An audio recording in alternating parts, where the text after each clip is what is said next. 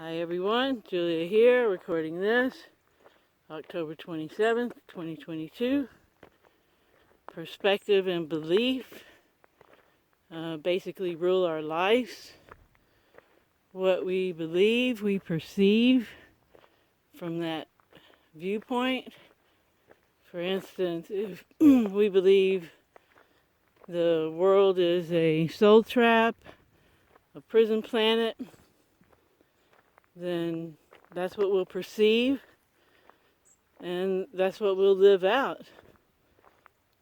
So, yeah, that's really important to have the proper perspective, which really does line up with beliefs. We all have them, but they need to be malleable. We need to be willing to change when new evidence is presented to us to the contrary of what we previously believed or perceived to be true. And this is where cognitive dissonance comes in.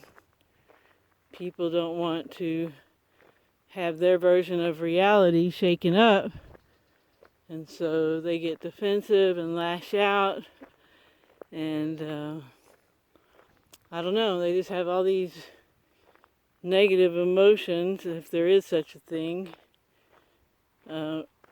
reactions when things come into their data stream that contradict the current paradigm that they're perceiving.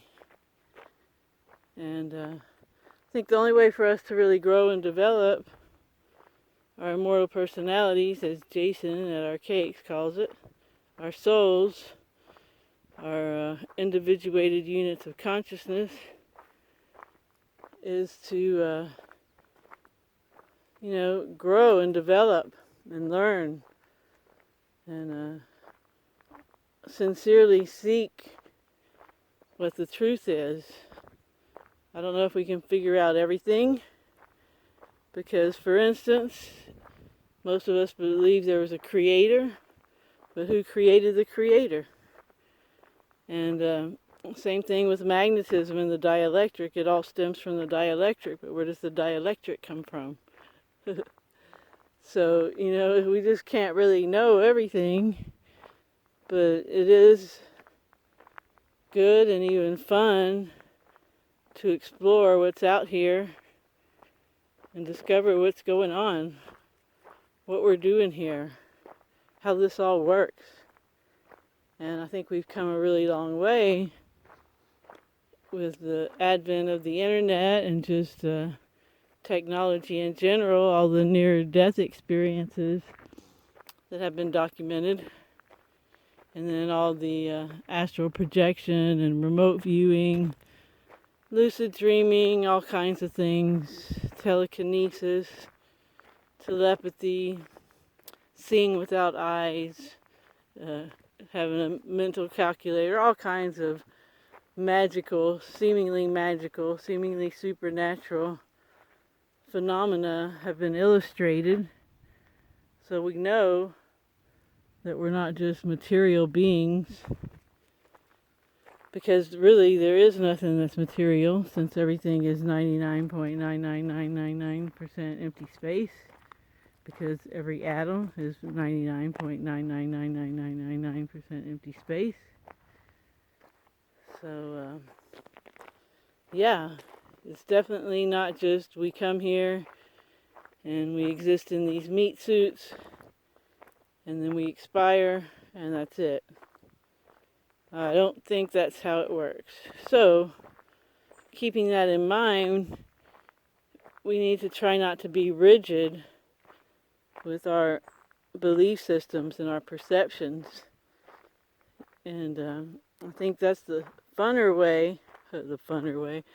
more fun way to handle this experience, because it's just fun to explore all these different options of what's really going on here. Always keeping in mind that you are one with whoever the creator is, which created this all, including the nature that we have here, even if it is holographic, it's just as real as we are. And we're very connected to it. We are part of nature. And that's why we feel so good when we go outside. Most of us never regret going for a walk on a nice day. And yeah, we can enjoy this life and not pick apart too much of the discoveries that we're making. Just pick up the pieces that fit for us, see what's going on, do our best to become the best person that we can be, and just see how things play out, you know? And whether you want to use the metaphor of simulation theory to describe this experience, or you prefer just to call it an illusory reality like many ancient teachings taught, or if you think we just have this one shot in life and then we either go to heaven or hell or purgatory, still, what are you going to do while you're here? Make the best of it. Be malleable with your perspective and your beliefs, and have a great, awesome adventure and explore and see what's out here. You know, I guess if you don't want to know how it works, that's fine too. Really, the most important thing for us to do is just be a good person and be in service of others. So if you could care less how it all works, you have a close relationship with the Creator, then just do good and be good. And don't get upset when you hear theories or hypotheses or suggestions that are different from your beliefs. Just do your thing and help other people or whatever beings you're helping, and carry on. And you know, I'm sure that's a very nice, blissful life, but I think anytime you get upset when you hear something that counters what you believe to be true, then there's some self-examination that needs to go on there, because it's just about picking your battles, right? If it really bothers you, then ignore it all, or really examine why it bothers you. But yeah, nobody's forced to believe anything. But yeah, it's a tricky thing. But I think it's important to make sure your perspective is a good, positive perspective overall, and that you wake up, you're content, or you're at least neutral, and you go on and you have the intent to make this the best day ever. And as long as you're doing good for others, and you've done your self-work, and you're not a burden to others, you're not toxic to others, then really nothing else matters.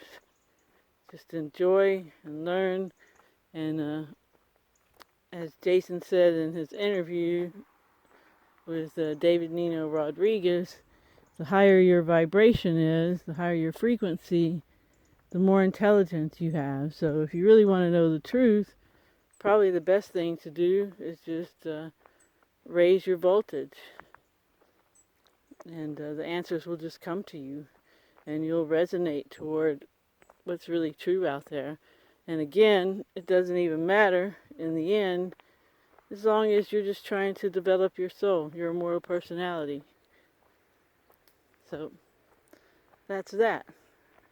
So thanks for listening, and I hope you have a good morning, afternoon, or evening, wherever you are. And remember to always stay focused on what you want, and help others if you can. Ciao, ciao.